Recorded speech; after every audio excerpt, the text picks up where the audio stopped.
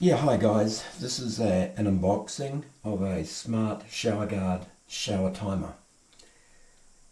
Now when you get it, it'll be in a cardboard box like this, all taped up. Make sure that you use a small sharp knife to cut the tape. Open it up, and the first thing that you'll see will be the controller. Has a cover plate on it. When you take the cover plate off, you have 3 trim pots. First one is for your shower time, second one is your warning pulse, the third one is the time between the showers. These two, the 2 bottom ones, are factory set. You really don't need to touch them. This one here will allow you to adjust with the small screwdriver that's enclosed the shower times in 1 minute increments. And there's a small red LED that will flash for 1 minute for every minute of shower time that you set. So the moment you power this unit up, you have an isolating switch to the right. Turn it off, turn it back on again. Each flash represents 1 minute of shower time. At the end of that set shower time, say you set it for 10 minutes, on the 9th minute, the controller will activate the solenoid, and that will give you a cool pulse in the water flow. 30 seconds later it'll do the same thing, and then at the end of the 10 minutes it'll cut that water off and it'll test for flow.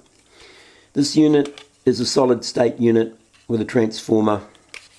On the back it has phase, neutral, and then 1, 2, 3, 4. Now these 1, 2, 3, 4 leads go to the junction box.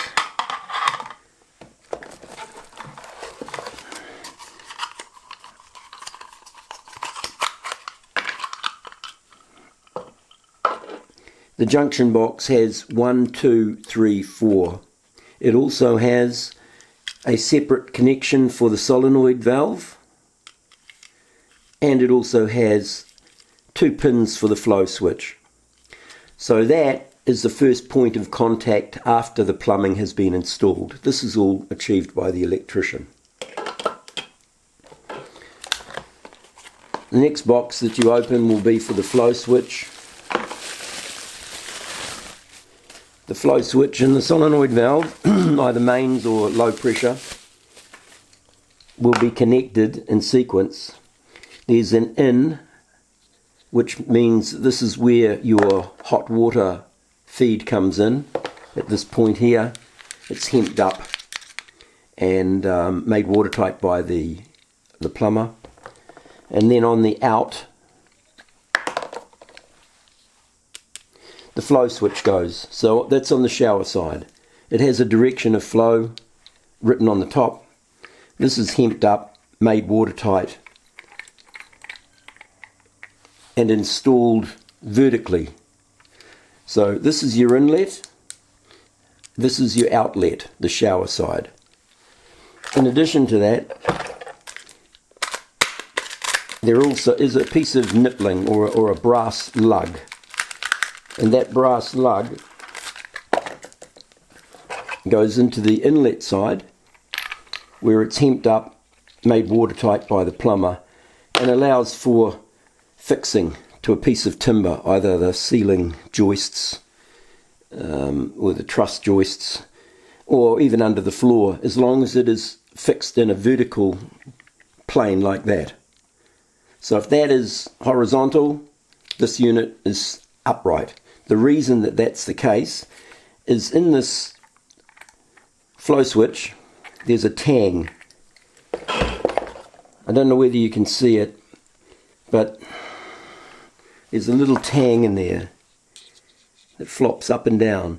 So it must be installed in the vertical plane so that when the water flows, it sends an electrical impulse through this wire via these 2 pins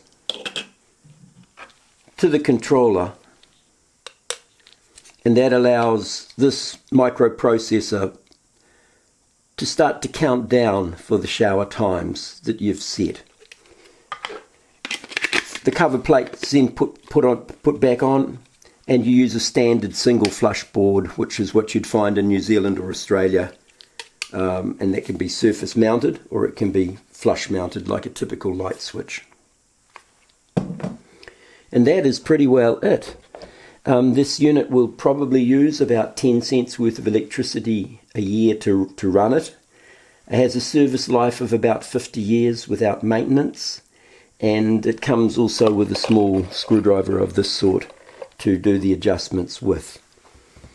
This is a 240 volt unit. We can make 110 volt by request, but it will take a little bit of time, whereas these can be generally shipped within a week or so from our factory in Kelston in West Auckland in New Zealand. We can ship them all over the world. If you're going to buy more than one, then let us know and we'll give you a better price.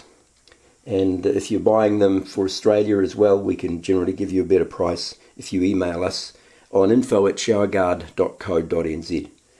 So thanks very much for watching this video. I hope it's useful. It's principally designed for the plumber and the electrician. I hope it helps. Any queries, just email me and I'll